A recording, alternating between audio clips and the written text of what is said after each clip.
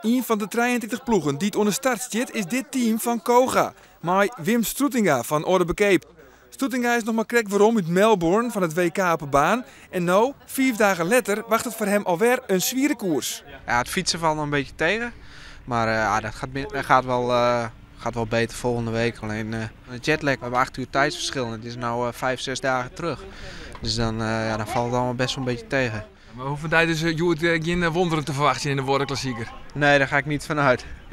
Een jongen die het we vol in de gaten horen matten is deze René Hooghiemster. Hooghiemster riet voor een continentalploeg in Duitsland, waar hij dispensatie kregen om hier deze thuiswedstrijd te rieden.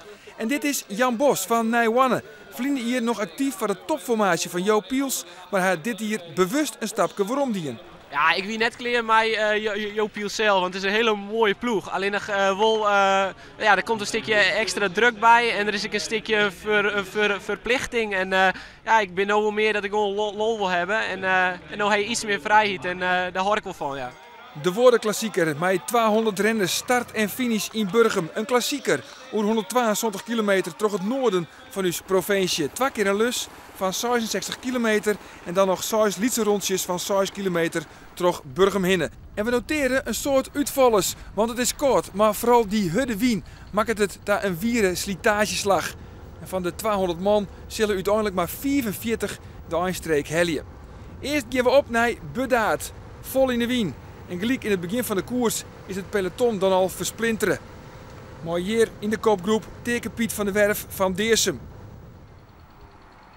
Het peloton valt in stikken uiteen als ze vol in de wien matten, maar op naar Burgum, als ze de wien weer in de reg krijgen, komt alles weer bij elkaar. En dat smiet dan mooie plaatsjes op. Sagier. En alle keren in de kopgroep zitten de molie van Koga van voren. Zij domineren de koers, de mannen in het wit en in het blauw. En dan, als alles weer bij elkaar is, begint alles weer op een nij. Een twaddelus van 66 kilometer op een nij in kopgroep. Maar René Hooghiemster van Drachten, ek van voren. En ek Jan Bos, de nummer 2 van vorig jaar van Nijwanne. Het is een kopgroep van Sontje man. En zij pakken een vastsprong van 1 minuut. En ik zie het Stijgenga zit erbij, de man van Exmarre. Maar bij de wien in de reg slaagt het een achtervolgende groep. Richting Kolmesweg, ik werd de aansluiting te vinden met die kopgroep.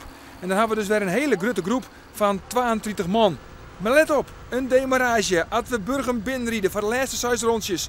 Hier een demarrage. En hij krijgt man mooi van Koga, uiteraard, want zij domineren de wedstrijd. Want van die kopgroep, nou let op Bliekendocht, een beslissende kopgroep van die 6, maar liefst 4 man van Koga. En dan nog Peter Koning en Rudy Vriend. Rudy Vriend is de man die het tempo van de molie van Koga het langste bijhoren kan. Maar ja, in de beslissende kopgroep met 2 man van Koga is het vanzelfs Fjordje Chin de Bierkei. Beslissende demarrage, krek voor de finish, komt van Jim van den Berg en hij wint de woordenklassieker. En zo had de ploegentactiek van Koga vertuten dien. Van start tot finish hadden we met de ploeg de koers in handen. En we wisten ook, er wordt gewoon naar ons gekeken. Maar ja, dat betekent ook dat je... Ja, wat was het? 170 kilometer eigenlijk op kop loopt te boren. En dat het dan zo uitpakt, ook met 4 op 6 in die laatste kopgroep, dat is natuurlijk prachtig. René Hooghiemster van Drachten eindigt uiteindelijk als 20ste. Hij weer de enige van de Friese leeuw die het van voren ziet. En zien een oermacht van Koga, hoe hij het net bolwerkje. Is gewoon natuurlijk van mij een beetje gokken. Dat is net oeral op mij springen.